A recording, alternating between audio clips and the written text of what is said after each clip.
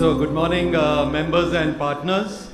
A hearty welcome to all of you on behalf of the German Engineering Federation at the 10th VDMA Mechanical Engineering Summit.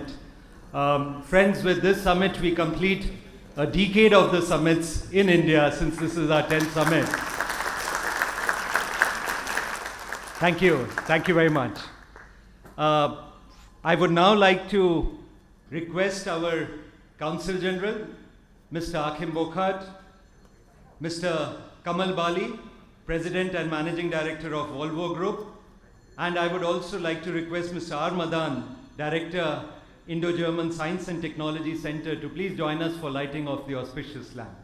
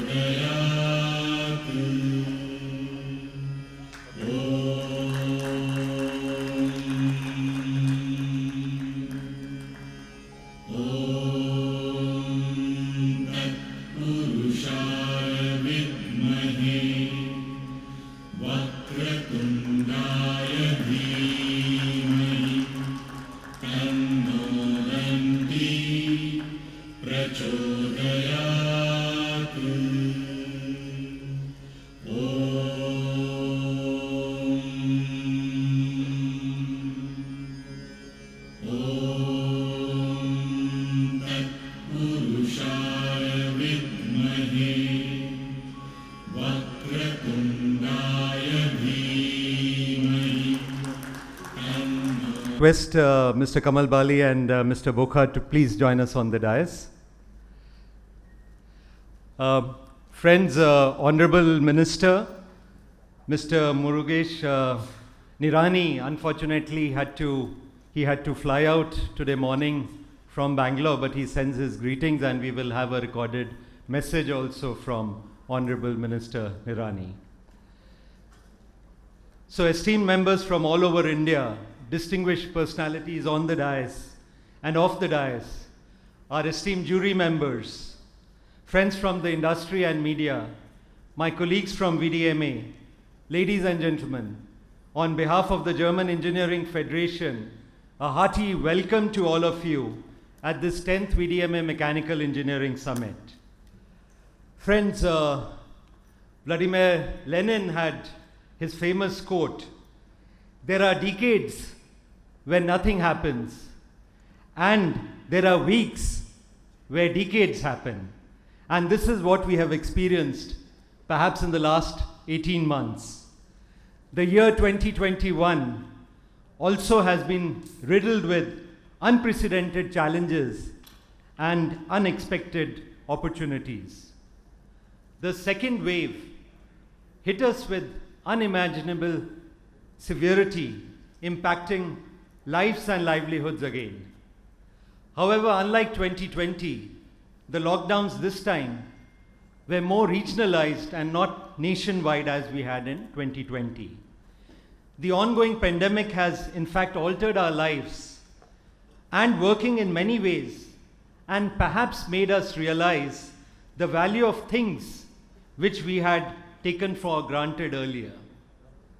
India seems to be sustaining the V-shaped recovery which started after the first wave. In fact, the combined index of 8 core industries stood at 133.5 in August 2021, which increased by 11.6% as compared to the index of August 2020. The production of coal, natural gas, refinery products, steel, cement and electricity industries increased in August 21 over the corresponding period of last year. Coal production in fact increased by 20.6% in August 21 compared to August 2020. Its cumulative index increased by 12.5% during April to August 21-22 over the corresponding period of previous year. Steel production increased by 5.1% and its cumulative index increased by 44.2%. Cement production increased by 36.3%, and its cumulative index increased by 44.3%. Electricity generation increased by 15.3%, and its cumulative index increased by 15.2%. The seasonally adjusted Indian Manufacturing Purchasers Managers Index PMI improved from 52.3 in August to 53.7 in September, indicating a stronger expansion in the overall business conditions. The September PMI data pointed to an improvement in the overall operating conditions for the third straight month. A print above 50 means expansion, while a score below 50 means contraction. Goods and Service Tax (GST) collections hit a 5-month high in September. Merchandise exports grew a robust 21.4% in the month from a year ago, and a private tracker showed that manufacturing activity accelerated, all pointing to a strengthening economic recovery as the pandemic ceases. India began administration of the COVID vaccines on 16 January 2021. As of 5th October 2021, friends, India has administered around 920 million doses overall, including first and second doses of all the currently approved vaccines in India. In fact, friends, we had a record figure of 22.6 million shots on a single day, which I think is a world record in its own. Presently, 19% of our total population has been vaccinated, and the aim is to vaccinate the entire adult population by the end of the year. Friends, 3 decades ago, in 1991, India showed foresight and courage in changing both the direction and determinants of its economy. The results are for all to see. India's GDP of 266 billion in 1991 has grown by over 10 times. Our economy has become the 5th largest in the world. India transformed from an economy of scarcity in 1991 to an economy of sufficiency in 2021. Now, friends, India has to transform itself into an economy of sustainable abundance and equitable prosperity by 2051. Friends, this year we are celebrating 70 years of Indo-German diplomatic cooperation. Yes, let's have a round of applause for that. The ties, however, go back 500 years, and both the countries have cooperated in a number of areas, right from machinery to space research up to marine science. Diplomatic relations between India and Germany were established by Nehru and Adenauer in 1951. Pandit Nehru visited Germany in 1956 and talked to Chancellor Adenauer at length that time.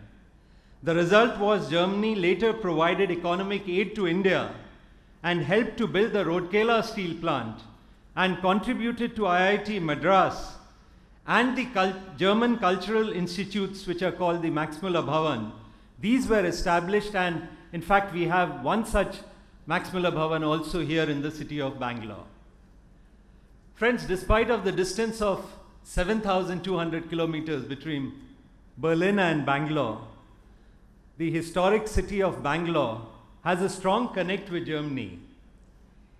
The Krumbiegel Road is named after a German landscape designer and urban planner, Gustav Hermann Krumbiegel, who was the director of Lal Bagh and is credited with not only in developing Lal Bagh, but many other gardens in the city, and being the force behind Bangalore's tag of being the garden city. In fact, he set up the first horticulture school in India. The city has also been home to another famous German, Reverend Ferdinand Kittel, a priest and Indologist who worked in Mangalore, Madikeri and Dharwad. He is most famous for his studies of the Kannada language and for producing a Kannada English dictionary of about 70,000 words way back in 1894. He also composed numerous Kannada poems. In fact, Kittel is almost forgotten in Germany, but is still widely recognized in Karnataka. Many educational institutes have been named after him. A statue at the end of Mahatma Gandhi Road commemorates him. In fact, many of the Bangaloreans who are present here may not be aware that in 1998, BBMP had renamed Austin Town as Kittel Nagar. So this is perhaps maybe some news for other Bangaloreans here. Friends, there are around 200 VDMA members present in the state of Karnataka and the other southern states. And Bangalore has been a hub of the German machine tool, precision tool, automation, electronics, and auto component industry, with some very well established and reputed names. I would just name a few: Bosch, Continental, Mercedes-Benz Research and Development, Siemens, SAP, Festo, Infineon, GE, Ritali, plan to name a few of these well-established institutions being present in Bangalore. Friends, your association, the German Engineering Federation, VDMA, has come a long way in 129 years, recognizing early the significance of India as a future market. The office in India of the German Engineering Federation was established way back, and in fact the office of VDMA in India, we are very proud of the fact it was one of the first foreign subsidiaries of VDMA. Yes, we could have a round of applause for that. And in fact, after the success of the VDMA office, VDMA set up operations in China later on, and this is quite reverse in trend when we see the trend of German companies who first went to China and then came to India. We were amongst the first association, friends, in India to have set the business networking rolling and working towards business as usual. We had organized the 9th VDMA Mechanical Engineering Summit, and many of you were present there in January this year. This was followed by a seminar on robotomation in Gurgaon in February. In fact, we had many events planned for April and May, but then the second wave hit us with all severity. And as we know, many lives and livelihoods were impacted in the second wave. However, with the support of the member and resilience of the German industry and the Indian industry, we kick-started our physical or in-person activities in August again this year. Since then, we have organized seminars on additive manufacturing. We had the VDMA North India meet. We had 2 events on emerging technologies in manufacturing. And in fact, just last week, we had organized the German Technology Day in a state of Jharkhand in the city of Ranchi, and we had 9 German companies with us in Ranchi for this event. In view of the positive business sentiments amongst our members, friends, we have planned seminars on e-mobility in Gurgaon and Chennai in the month of November, and also robotomation in Coimbatore in the month of November. In fact, if any of you are keen to be parts of this event, you would have the details on your feedback form. You could indicate your preference in the feedback form if you would like to join us for any of these events. Further, during the lockdown period, and as the industry was rebooting after the lockdown, our aim was to keep the information flow and network among the members going. And we have been quite active, friends, on the digital platform. We organized webinars on various topics like automation trends in manufacturing, cybersecurity, global production language, safety regulations, and several other industry-related topics. You would be happy to know that this year alone, we have organized around 35 webinars till September month, and these have been attended by more than 5,000 participants. Thank you. Also, 15 management meetings in various industrial sectors have been organized by your association. Since the challenges due to pandemic were unprecedented, we took the initiative to connect with the stalwarts of the German industry through the VDMA CEO's Thought Leadership series, where industry leaders shaped their views on overcoming the organizational challenges, future outlook, and also the very valuable leadership tips. We have conducted 20 such thought leadership series and 4 fireside chat with experts in this period alone. And we would also look forward to continuing these in 2022.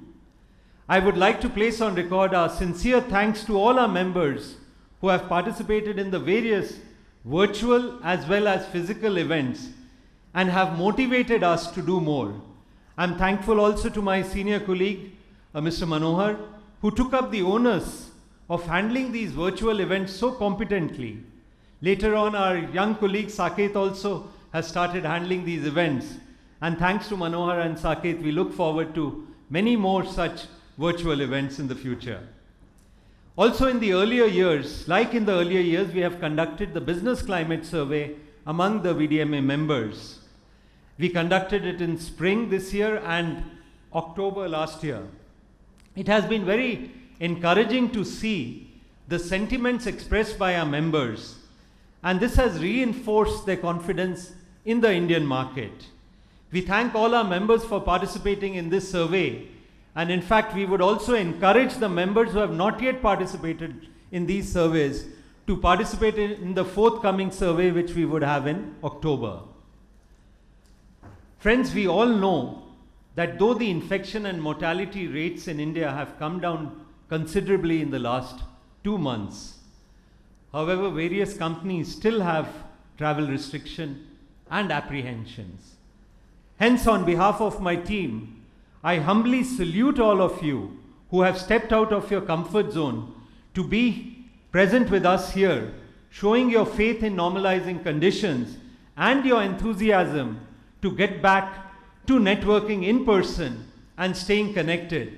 Can we have a round of applause for that, for all of you for being present with us here? Thank you. In fact, I'm very happy to share with you that we have members, Mr. Bali and Achim. You'll be happy to know we have members who have come from 18 cities within India to be present here with us.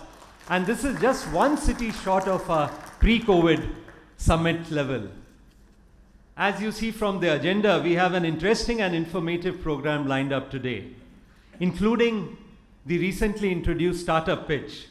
We feel privileged to have such reputed and renowned speakers and panelists honoring our invitation to participate in this summit.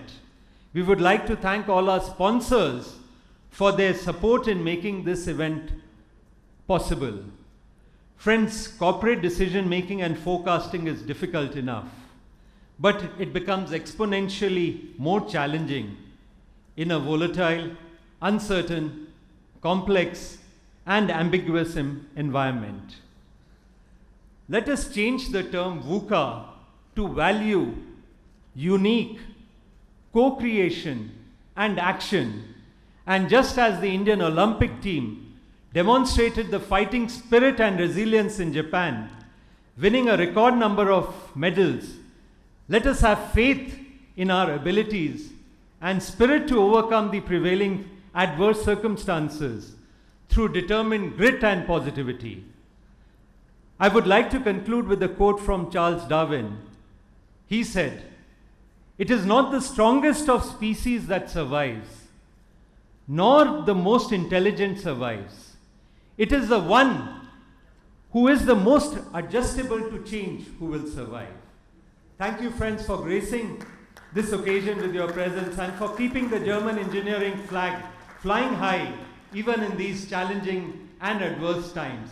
Stay optimistic, stay safe, friends, and thank you for joining us today. Thank you very much.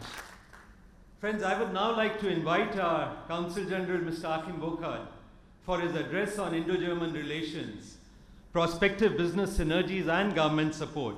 But before that, let me briefly introduce Mr. Bukart. After 29 years in the German Foreign Office, and serving as a diplomatic tenure in strategic roles in various countries such as Germany, Egypt, Vietnam, France and Zambia. Mr. Achim Bukart is the Consul General here in Bangalore since last year in the Silicon Valley of India for the states of Karnataka and Kerala. And Achim, on behalf of VDMA and all our members, a hearty thanks for all your support in the last 1 year. And let's greet Mr. Bukart with a round of applause. Thank you very much for the applause already before I even said a word. So that is very, very grateful. I'm very grateful for that.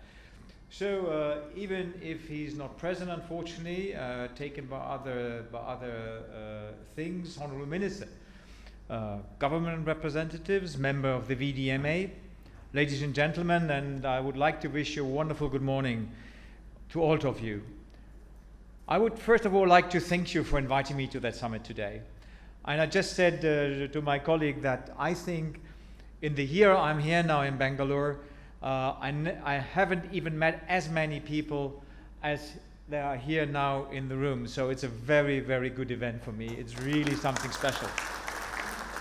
It means a lot that we can meet again in person.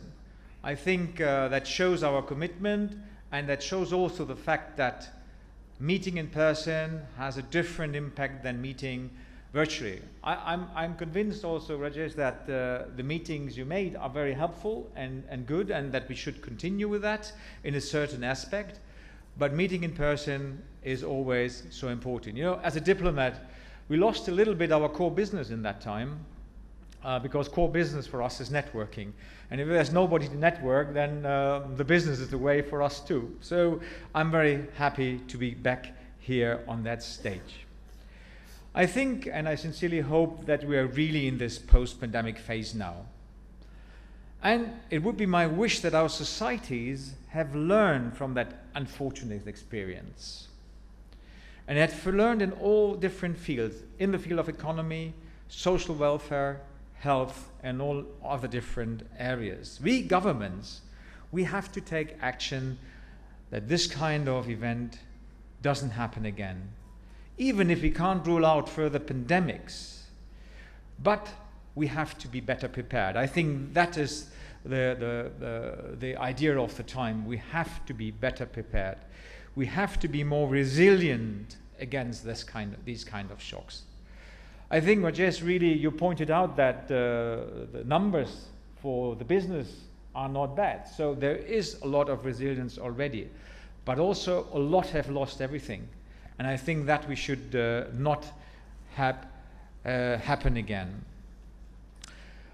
And I think that's another point, and I was asked to speak a little bit politically. We have to show solidarity towards those who can't afford or produce vaccines. It's good. This morning I read in the newspaper that BioNTech and also Moderna are looking for production sites in Africa. And I think that is a very good step. You know, lifting up the patents, that is not the solution. That wouldn't produce one single shot. And that's why my government was, and Mrs. Merkel was very firm on that particular point. But it has to bring the production sites to the places where the vaccines are needed. You know, in Africa, there is still a very low percentage of people, and I think it's under 10%, which has been vaccinated.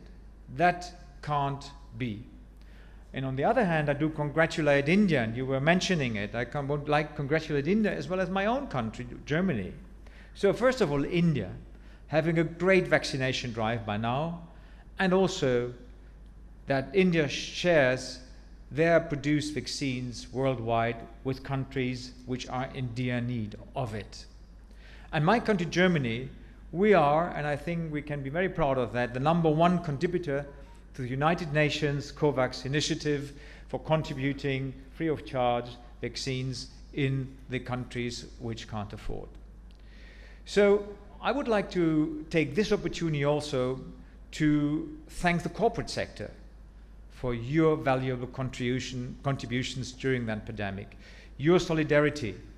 You were present on the ground. You helped. you gave money, you supported, you coordinated in so many ways, and thus you have helped to save lives. Thank you for that. So now I would like to come to our core business, which is economy. So VDMA, the biggest German manufacturers association, has been working very actively since a long time to bridge gaps and build economic and trade relationships between both our two countries. You, VDMA, you're one very important cornerstone of Indo-German business relations. And even during the pandemic, VDMA was strongly present in organizing various events like the web seminars, symposiums, and meetings. I think it's an impressive figure which you were mentioning before, Rajesh. And if you look at the business figures you were citing, that has paid off, I think. And the overall increase of the machinery sector in 2021, and I don't know if that figure is right, but I made a very low estimate, is at least at 10% in 2021. So today's summit is also a great of significance because of its informative presentations and panel discussions. Again, we're here in person, and that can be very lively and very informative. And I am pretty sure that it will be again a valuable and great event to all of us. But talking about events, let me just give you some insight into the latest elections that were held in Germany. So it's a risky endeavor for me, you know, being a public servant, talking about politics, which are kind of, you know, uncertain at that particular moment in Germany. But I will try to make my way without coming over the tipping point. So our general election, as well as parallel elections in the federal states of Berlin and Mecklenburg-Vorpommern, they have showed an interesting shift in the political landscape of Germany. First of all, it is clear it's no longer two parties which can form a coalition. It can be done with the Conservatives and the SPD, but I think nobody in Germany, even including the political parties, do want to see that. And I think if you look at the numbers and the figures and the results, I think the German electorate doesn't want it. They want to have three parties and more consensus in what has to be done to change Germany to the better. So, interesting shift in the political landscape. And I think it is clear that the Social Democrats, on which only few people would have placed the bet, including me some weeks ago, are the clear winner, followed by the Greens and the so-called Yellows, the Liberal Party. On the other hand, the conservative CDU-CSU has lost dramatically, the worst result ever in a general election in Germany. And I think, that's my firm belief, this is a missing Merkel factor, to name it like that. You know, I think for all of us, Chancellor Merkel was kind of a, you know, secure bank. You could pay in and you knew you get something out of it. And I think, especially over the recent years, she evolved into a world leader of format, and we all cherished what she was doing. But for a good reason, she said, I don't stand again, and I think in a democracy, it was very good of her after 16 years in power. So I really have to thank her for that, what she has done. But the Merkel factor has really done harm to this party. There was also a lot of struggle within the party who should follow her, and I think people didn't like the way how that had happened, and they have changed their mind and put the Social Democrats in the strongest seat. So again, Merkel was a game changer. So the strong outcome of the Greens, and we call them now the kingmakers, shows that a big amount of Germans voters want the challenges of climate change better addressed, as it has been up by now. And the rise of the Liberal Party, interesting enough, with a lot of young and first voters, which has a more neoliberal approach to all questions, including the fight against climate change, and that indicates that a number of voters wish that the players in the economy, so you, should play a more important role to answer questions like climate change, digitalization, globalization. We still don't have a government, But all signs go in the direction, and I think I can say that here without being, put out of office, at the so-called traffic light coalition, headed by the acting Vice Chancellor Olaf Scholz from the Social Democratic Party. But you never know what will happen in the weeks to come. But one thing I can assure you, that whatever coalition government will finally make it, this government will continue to have strong ties and relation with India, as India is an important partner for us, is an important partner for Germany in the Indo-Pacific region. And it's not only economically, also strategically, and you know that what I'm talking about. There are two very, very huge countries in Asia, and I think there is a competition going on, the competition of democracy versus non-democratic states, the competition between a free life and freedom towards dictatorship and suppressing people in their free minds. So I think we, Germany, and you, India, we're standing side by side on the same side of that equation. So, as I said before, I think I'm looking forward to more interaction, and that's why I hope and I sincerely believe that in the wake of 2022, beginning of 2022, we will see a lot more delegations coming into India. Connected to that is my wish of a complete normalization of the air travel, and I hope that soon will be possible. I just read in the newspaper that the Indian government decided to allow from the 15th of this month tourists back into the country, first with charter flights and by the 15th of November through individual flights. So that is good news, and I think that's a good sign for also our companies which are in that business. And Germany has opened up already. So for you traveling to Germany, all you have to have is a vaccination certificate.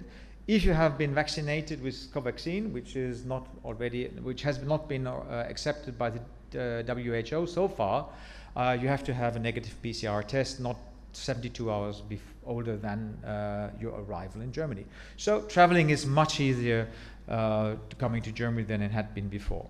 Another good news is also that my consulate has started to work in full swing by beginning of September, and that we have by now nearly completely processed the high number of applications on hold during the pandemic. And another good news is Schengen visa handling has been centralized at the so-called Schengen Decision Center in Mumbai. Nothing will change for you. You will go to your VFS handler, they will stay your partner with visa applications. We hope that after some teething problems such a new entity has, that things will go much more smoothly for you. Last week I met the industry minister, Nayani, and we had a very fruitful discussion. And we were convinced that both of us want to promote and enhance the bilateral trade relationships between Karnataka and Germany. I personally feel that Karnataka is a very welcoming state for investment. At whatever problems might arise, we are on very good speaking terms. It's a quick call away. If you have a problem and you approach us because you don't have a solution with the government, I think we have a very clear and good path into the government, and we can solve questions quite quickly. And I've seen that there's a new investment strategy coming up, so perhaps things even will go easier from now. Then I also attended an event hosted by the Federation of Karnataka Chambers of Commerce and Industry. And it was very interesting. There I met various representatives of Karnataka trade organization and business representatives, many not somehow related to German companies, the majority of them. But for me, it has proven again that Karnataka, for example, is the think tank for for companies, with alone 200 German companies here.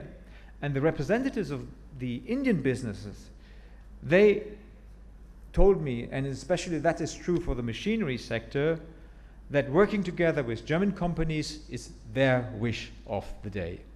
Your products, your services, your commitment has been highlighted to me over and over again by the Indian entrepreneurs.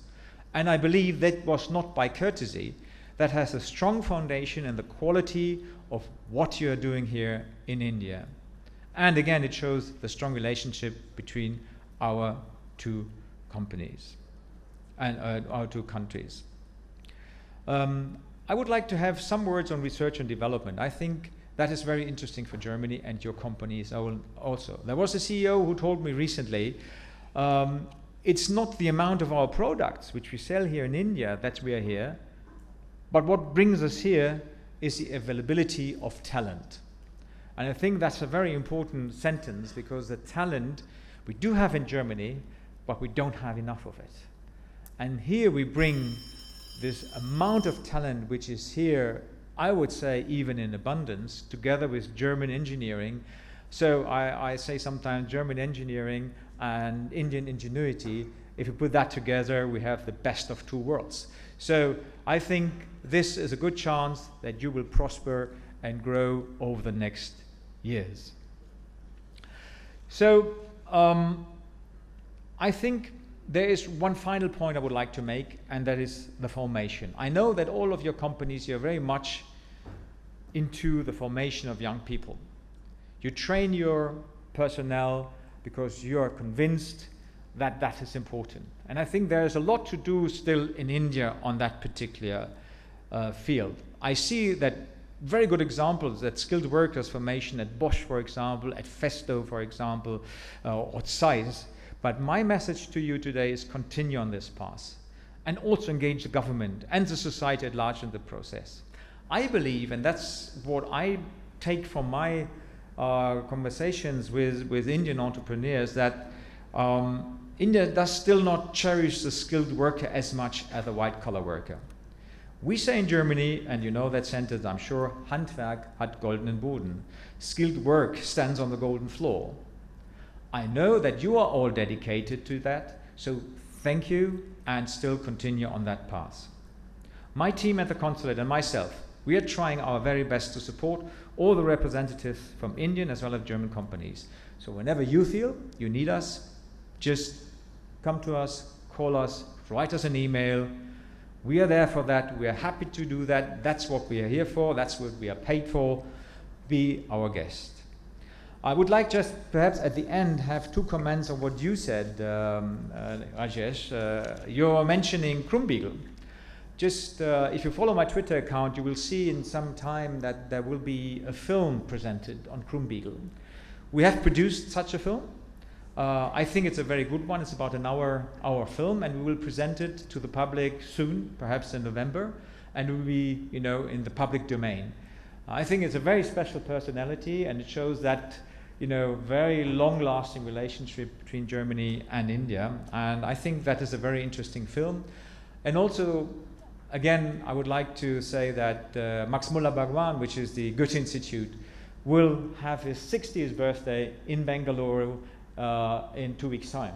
So that is really, I think, something which is astonishing. And for me, coming from as ambassador from Zambia, with a very small German business community, to see all of you here, it's just a very rewarding position I have taken up here in Bangalore. I wish all of you a wonderful and interesting conference, and thank you very much for having me today.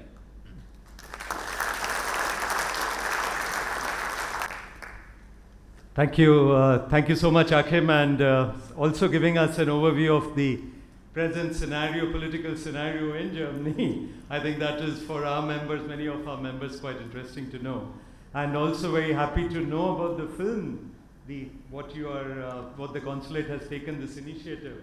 I think, as I mentioned, these two personalities are so well entrenched here in Bangalore, and I think this solidifies their contribution to the city of Bangalore, and especially Mr. 𝐸𝐶𝐈, who is credited with making Bangalore the Garden City, and I think that is what we are all enjoying today.